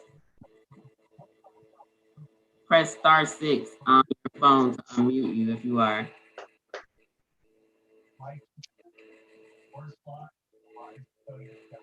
So I just had spoken with Councilmember Robertson earlier because he shared with me a number of calls that he received around people who have the need and the needs that we are meeting as a community through what we're doing, and still providing and delivering food to those within our community. And that is greatly, greatly appreciated. The other thing I want to transition into now, and I'm going to try to share my screen, because we do know that there are needs, and the goal is trying to make sure that we are connecting with people who are in need or who have a need, and being able to identify that, not just from, us having them having to reach out to us, us trying to identify them, but giving them an opportunity and a way and a mechanism to actually reach out to us to express their needs or let us know what they are in need for as it relates to supports with during this pandemic. And so what we have on our city's website, if you go to eastpointcity.org, there's a red banner at the top of the page that says coronavirus, COVID-19 information and resources. You click on that and it brings you to this page. And you'll notice right here at the top of the screen, it says COVID-19 Bridging the Gaps Resource Request Form. And when you click on that, it takes you to this form. And so we want people to share this out with the community. It's a very brief form, but connecting East Point residents to resources and support during the global pandemic, we will definitely get through this together. And so some of just the ideas or the groups, categories that have come about, either that we're meeting the needs for or that our community partners are, is food, rental or mortgage assistance, business support. And then there was a post today in Center Park by Keith Theme around, getting people to help out maybe with the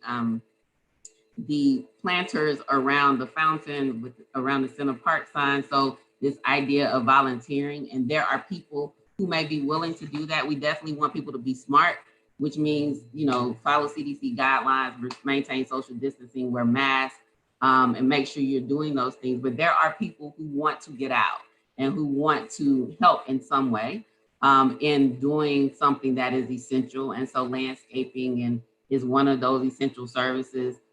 as well as being a part of food distribution. And so that's the volunteer. If there are other organizations or people who want to let us know that you're looking for volunteers, we can kind of share out what that need is as well. And then the last one, Councilmember Shropshire is on the phone with us.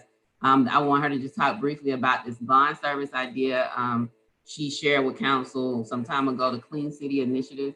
And the goal is to have volunteers be able to cut lawns within the city. Councilman Shropshire, are you still on the call? Yes, I'm still here. Okay, so yeah, if you could kind of just talk about that, because I think during the time of pandemic, when there are people who really might need this service a little more urgently than maybe before. Okay.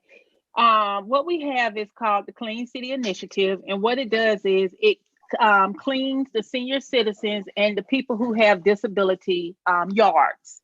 Because as you know, a lot of seniors can't maintain their yard, and what we want to do is to clean their yards and bring it back up to code standard and make it safe for them to be in their homes. So what we do is you fill out the application, and there's an application, you fill it out, and there's a I think an income requirement, if I remember, and someone would come out and assess your yard, the front and the backyard, whether your grass need cutting, your shrubberies need to be cut, your yard need to be raked.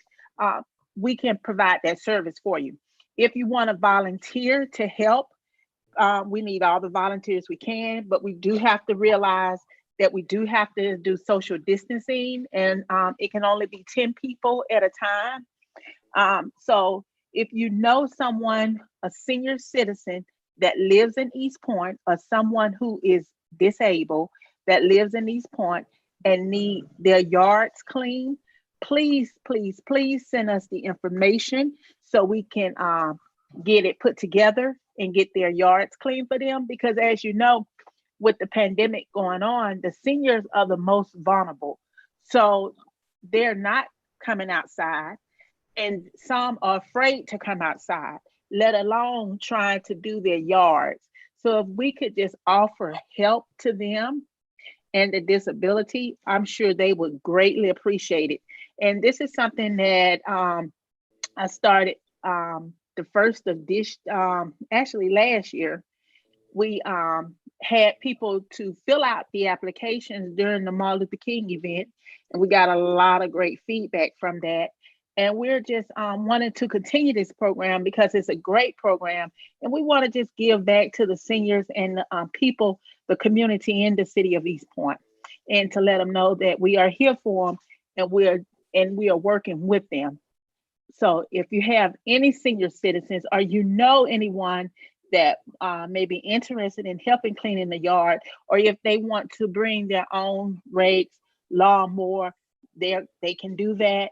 But if you know someone who needs their yard clean, please, by all means, send them our way so we can get them taken care of.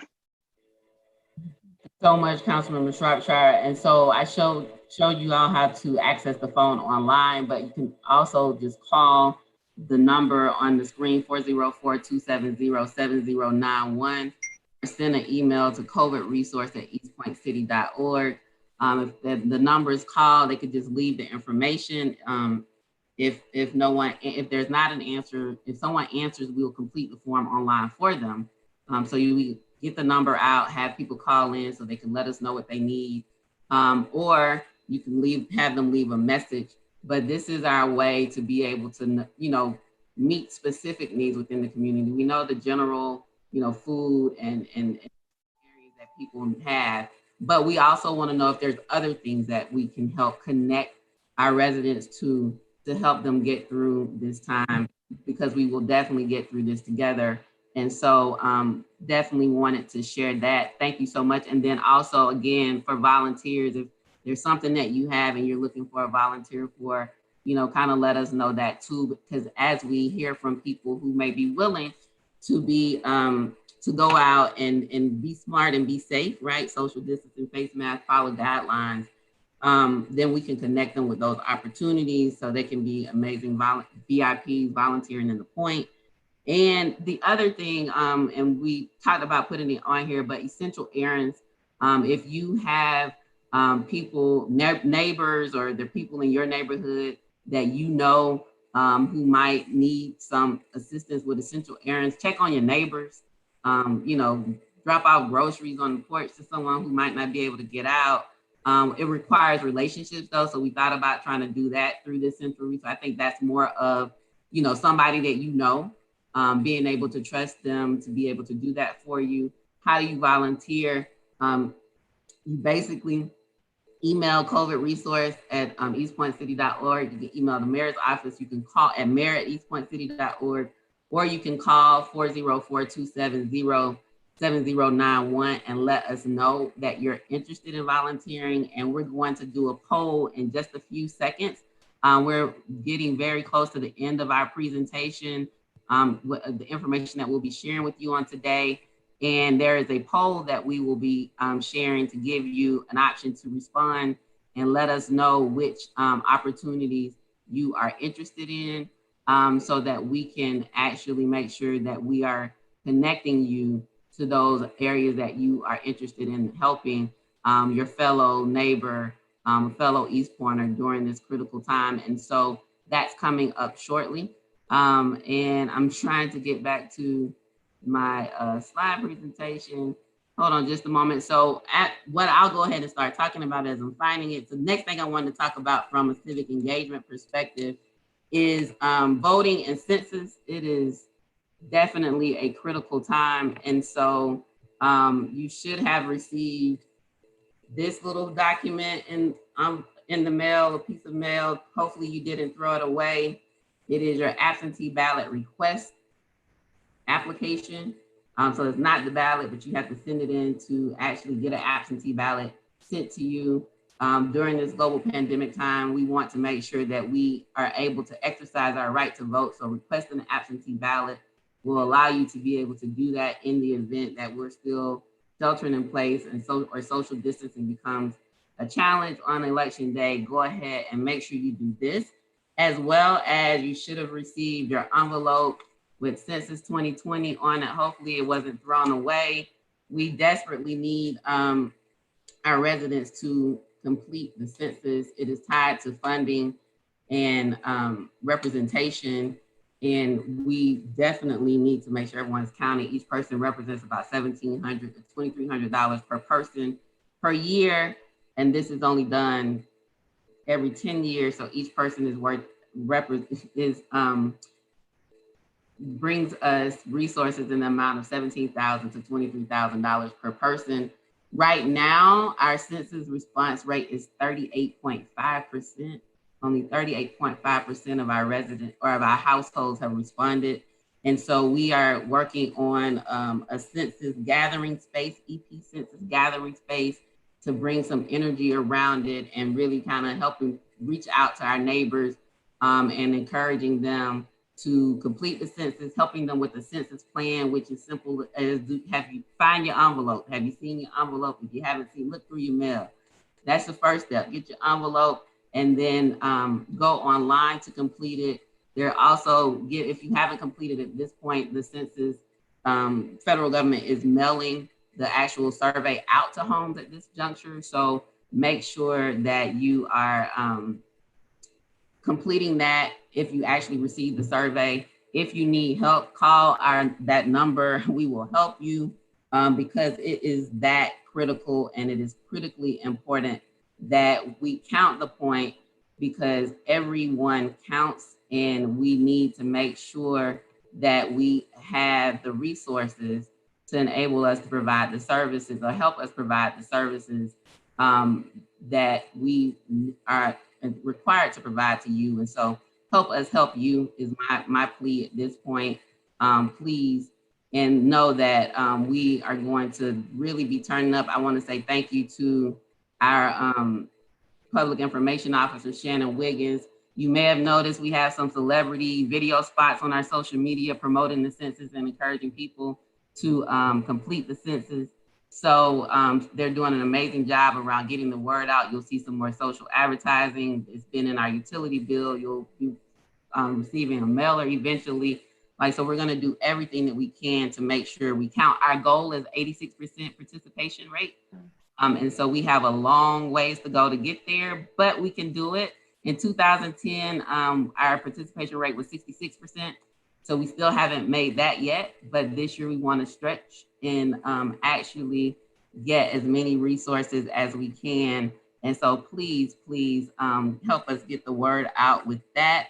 Also, I want to remind you that bulk pickup is this week, coming up the week of April 20th. So if you haven't put your items out, it's bulk amnesty week, April 20th through the 23rd on your regular trash day. And this flyer shares with you the types of items that are not permitted. So please don't put those out. But I mean, sofas and stoves and water heaters and lawnmowers. And this is your, I know a lot of people have been spring cleaning. So this is an opportunity to not have to worry about how you're gonna get rid of it. Put it out on your curb where you put your trash, and we will gladly come by and get it. And also we have extended the tax homestead application deadline to April 30th. It was April 1st. We passed an emergency ordinance to allow that extension during this pandemic. So there's still time to submit that for the city. Homestead exemption application deadline. And then I also want to just share with you the Atlanta NAACP branch is here in the city of East Point. And so they too are helping with us with the civic outreach around voting and making sure that people understand how to access the absentee ballot and to turn that in. You can actually either mail it back in, or at the top, it has the information where you can scan and email it to an email. So you can either mail it back or scan it, email it in after you complete it. You only have to complete these two little yellow sections right there, indicate your party, a Democrat or Republican, and that's critical because this is a primary election that we will be voting in now. It's in, I believe it's June 9th. And then you sign and date it, scan it, email it back in, or mail it back in. And then NAACP is also, Atlanta branch is also helping us encourage people to complete the census. And so those are a number of civic engagement opportunities, food distribution, our COVID request form, being able to either volunteer to cut lawns or help us with civic outreach around census, around voter education. And so at this time, I'm going to, hopefully, if I get it right, I'm going to share a poll. We're really at the end, wrapping up this call, but I want to hear from you around, as it relates to the potential volunteer opportunities, which ones you might be interested in. So now it should be live on your screen. You should be able to complete it if you are on by video. And then also future topics for town halls or our virtual gatherings. Whether you just want to, if you're interested, that should be COVID related, COVID-19 related or other, and you can specify other in the chat box. I have truly enjoyed being able to connect with you this evening. I want to again thank each and every one of our presenters or panelists, but I call them partners, my friends, the people who are working with us and collaborating with us to help meet the needs of our residents during this critical time. If you have any final questions, that now is also the time to indicate those in the chat box. But for potential volunteer opportunities, food distribution, lawn service, census outreach, or voter education, and then other types of topics that you might be interested in. It has truly been a pleasure being with you on this evening. I want to thank you all who joined. We were on Facebook Live as well as YouTube this evening, live streaming as well. And so we've had participants on those platforms. We will continue to make sure that we connect with you during this critical time so that you are able to know that we are here for you, that we are honored to serve you, and that we want you to know that we will get through this together and we'll be with you every step of the way. For those who have indicated that you want to help out with food distribution. Again, we'll be able to save this information from the poll, but we also would like for you to send us an email and complete that form. If you know of some, share that resource request form with people in the community to let them know how to let us know what they're in need of. If it's not on, if they can't get online, just have them call 404-270-7091, and we will do our best and do everything that we can to connect them to the resources that are available in our community. We also want you to remember that we want you to know that during this time of sheltering in place, that there are a number of common questions that have come up. You can go to the grocery store, pharmacy, medical appointments, pick up food. You don't need a letter from an employer or the government to prove that you're a part of essential service to go to work. No business, nonprofit, or government is permitted wherever you go, even if it's open. Wherever it is, they should be practicing social distancing within those businesses. And I receive text messages and emails and phone calls of people letting me know where they are not practicing social distancing in the city. And we reach out to our police department to make sure that they go to those businesses with a friendly reminder of needing the importance of complying. And you can still exercise outside, but also remaining social distancing for people who are not within your community. Here's also a do's and don'ts shelter in place flyer that we provided. Remember, now we also are at the time where the CDC is encouraging wearing masks. Don't receive visitors in your home unless they're providing medical services or support for daily activities or necessary supplies and services. And make sure, even if they are there, if they're a visitor, that you're maintaining social distancing with them. Don't take any unnecessary trips. Don't work in close proximity to people. If you go anywhere and there's more than 10 people and they're not practicing social distancing, get out of there as quickly as you can, and don't shake hands with others. And mask on, East Point, stay home, save lives, follow the CDC recommendations as they come out. It has been an honor. Thank you so much for joining. We've had quite a few people who stay with us the duration. I appreciate you. I appreciate you taking time. Again, thank you to our partners. These are different ways to communicate with me during this time. And so any of these mediums will be a way to connect with me, as well as the East Point City page and then our office number. And so if there are no further questions, I can help with any voter ed. Thank you so much, LG Stylo.